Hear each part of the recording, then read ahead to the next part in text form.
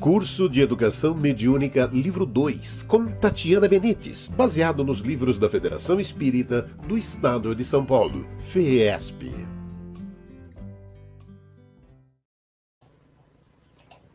Olá, sejam muito bem-vindos a mais uma aula do curso Educação Mediúnica. Estamos no livro 2, na aula 13.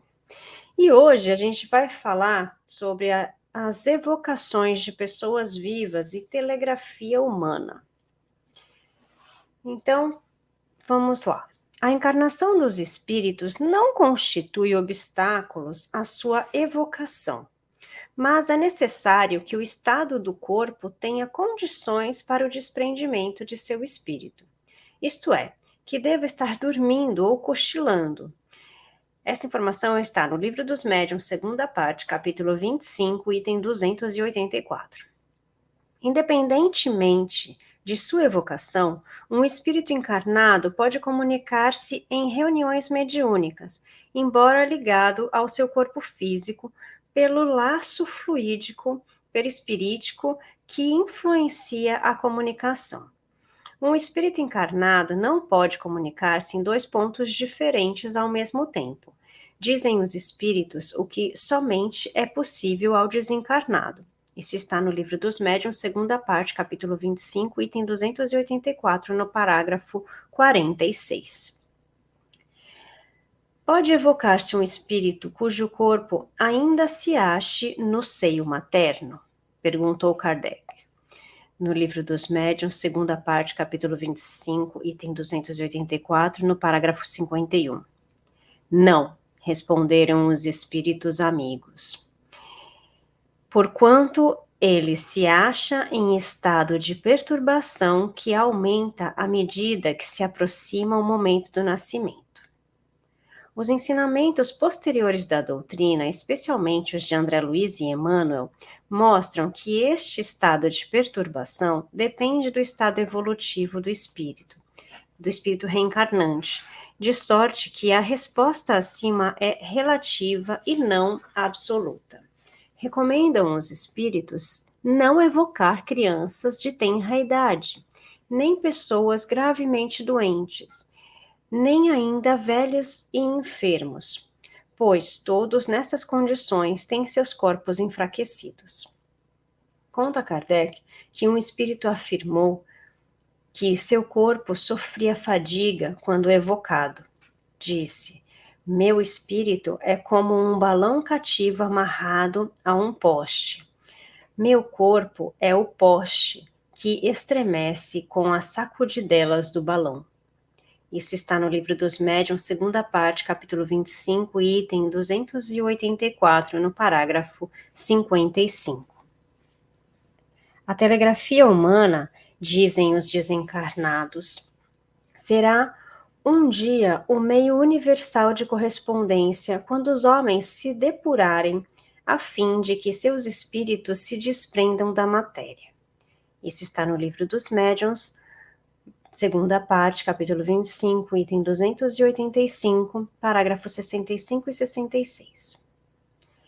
Por telegrafia humana, entende-se a possibilidade de duas pessoas transmitirem seus pensamentos e se corresponderem quando se evocarem reciprocamente.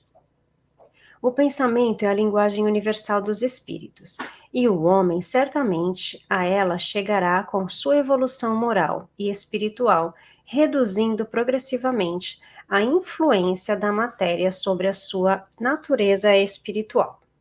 Fala Emmanuel que o pensamento é o idioma universal e, compreendendo-se o cérebro ativo, é um centro de ondas em movimento constante. Estamos sempre em correspondência com o objeto que nos prende à ação.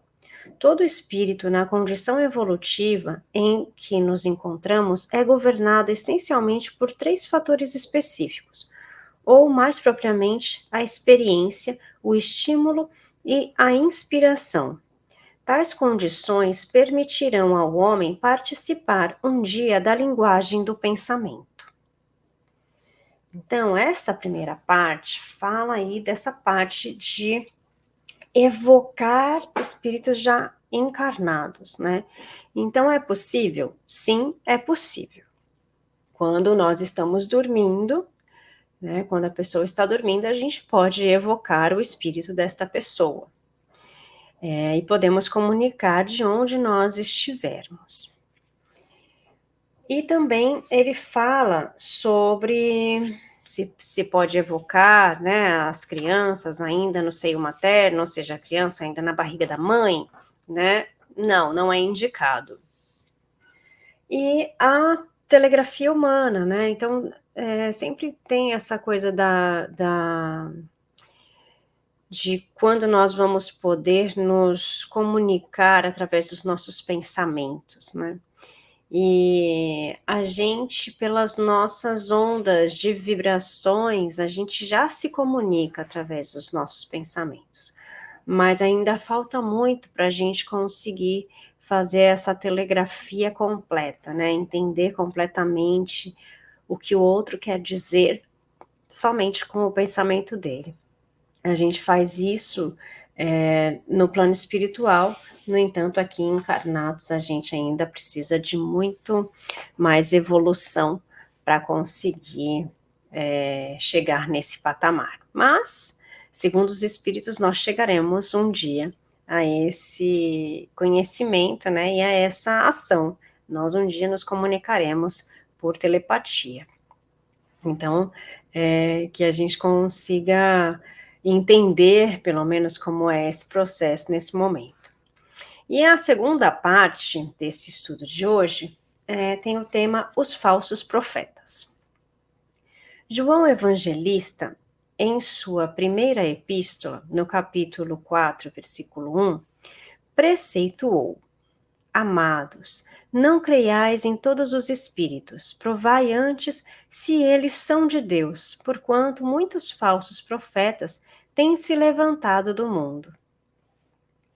Esta sábia e importante recomendação de João Evangelista destrói pela base a tese sustentada por algumas teologias sobre o intercâmbio entre os espíritos encarnados e desencarnados, afirmando que foi proibido por Moisés o apóstolo Paulo de Tarso, em sua primeira epístola aos Coríntios, no capítulo 12, versículo 7, e no capítulo 10, também oferece um desmentido a esta tese, quando escreveu: a manifestação do Espírito é dada a cada um para o que for útil, acrescentando logo a seguir que é dado a alguns médiuns o dom de discernir os espíritos. É evidente que a advertência do apóstolo João abrange todos os profetas que se encontram entre os homens, como também os falsos profetas da erraticidade. Esses últimos são bem mais perigosos, pois entre eles se encontram os espíritos enganadores, hipócritas, orgulhosos e pseudo-sábios que passaram da terra para o mundo espiritual e tomam nomes respeitáveis, uma vez que, com essas máscaras, induzem os homens a aceitar ideias exóticas e extravagantes. Disse Jesus em Mateus, capítulo 7, versículos 15 a 20. Guardai-vos dos falsos profetas que vêm a vós vestidos de ovelhas, mas por dentro são lobos vorazes. Travestidos dessa maneira, eles semeiam a discórdia entre os grupos, fazendo com que se isolem uns dos outros, a se olharem com prevenções. Foi no tocante a isso que o mestre recomendou a necessidade de oração e vigilância. Existem muitos meios de reconhecer esses falsos profetas, passando-se pelo crivo da razão e do bom senso. O que eles ensinam, descobrir-se-á realmente eles são sinceros e expressam a verdade. Sempre que esses espíritos prescreverem para sanar os males da humanidade ou o meio de operar a sua transformação, medidas utópicas e incompatíveis, pueris e ridículas, ou quando recomendarem uma fórmula contraditada pelas mais corriqueiras noções científicas, só podem ser espíritos pseudo-sábios e mentirosos. Isso está no Evangelho segundo o Espiritismo, capítulo 21, itens 6 a 10. O livro Atos dos Apóstolos nos mostra a existência de numerosos profetas da erraticidade, que tentaram, através de médiuns invigilantes, retardar a disseminação da doutrina de luz que Jesus viera trazer. Haja vista o caso de Simão, o mago, que, num primeiro ato de simonia significa venda ilícita de coisas sagradas. Então, nesse primeiro ato dessa venda, das coisas sagradas, ocorrido no meio do cristianismo, procurou comprar a peso de ouro os dons de natureza espiritual e de que o apóstolo Pedro era portador. Isso está no Atos dos Apóstolos, capítulos 8, versículo 18 a 23. O caso de Bar Jesus, ou Elimas, o encantador, que, através de sua influência nefasta, procurou evitar que Paulo de Tarso esclarecesse a mente do procônsul Sérgio Paulo no tocante às ideias cristãs, Atos dos Apóstolos, capítulo 13, itens 6 até 11. São também dignas de registro as palavras de apóstolos dos gentios Paulo, contida em sua segunda epístola aos Coríntios, capítulo 12, versículos 7 e 8. Quando ele assevera que um mensageiro das trevas, entenda-se um profeta da erraticidade, tentou solapar a fé e a disposição de luta que o animava, fazendo como um espinho em sua carne, tendo que orar a Jesus para que afastasse dele essa entidade nefanda. Já o profeta Jeremias, capítulo 14, versículos 14 e 15, abordava a questão dos falsos profetas, dizendo que, disse o Senhor, os profetas profetizam mentiras em meu nome, nunca os enviei, nem lhes dei ordem, nem lhes falei. Visão falsa, adivinhação, vaidade e o engano do seu íntimo é o que eles vos profetizam. E adiante, Jeremias continua o alerta contra os falsos profetas, que, dizendo-se de Deus, arrastam o povo para a mentira e a perdição. O verdadeiro profeta ignora que o seja. É identificado por suas virtudes, sua grandeza e suas obras. Os verdadeiros profetas se revelam pelos seus atos e são descobertos pelos outros, enquanto os falsos profetas se apresentam por si mesmos como enviados de Deus. Isso está no Livro dos Espíritos, no Evangelho segundo o Espiritismo, capítulo 21, item 9. As palavras de Jeremias indicam que, já naquela época, os charlatães e os vaidosos abusavam do dom da profecia e o exploravam. Abusavam, portanto, da fé simples e quase cega do povo, predizendo por dinheiro coisas boas e agradáveis. Isso está no Evangelho segundo o Espiritismo, capítulo 21, item 11. De modo geral, aconselha Erasto: desconfiai das comunicações que se caracterizam pelo misticismo e pela extravagância, ou que prescrevem cerimônias e práticas estranhas. Isso está no Evangelho segundo o Espiritismo, capítulo 21, item 10.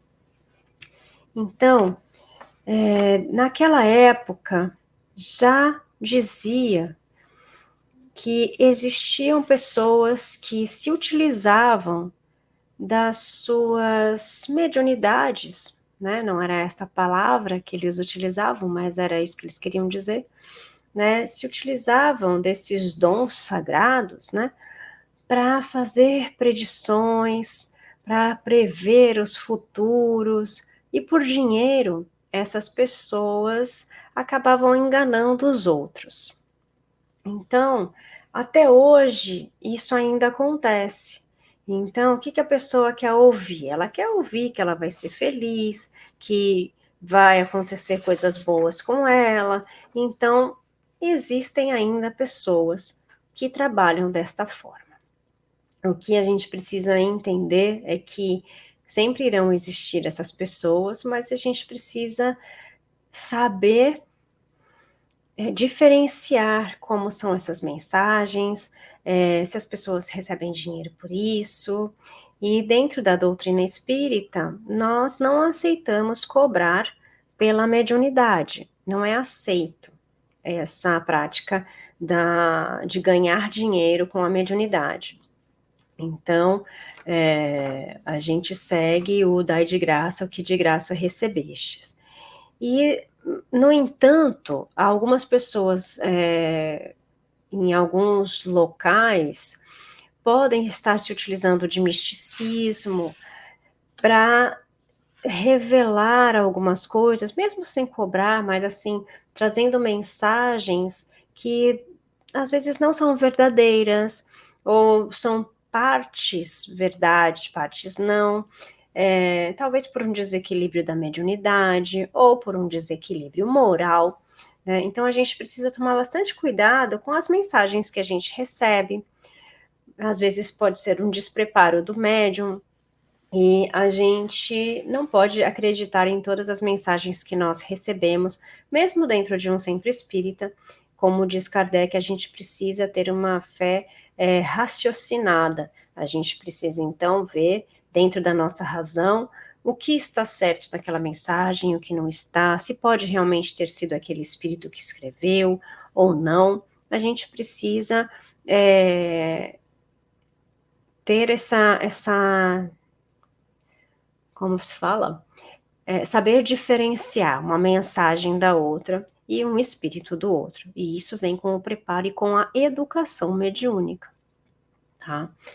Eu espero que tenha servido para vocês refletirem um pouquinho e para que a gente não dissemine mensagens que a gente não tem certezas, porque às vezes é muito grave as previsões, as coisas que são compartilhadas aí hoje em dia nas redes sociais, né?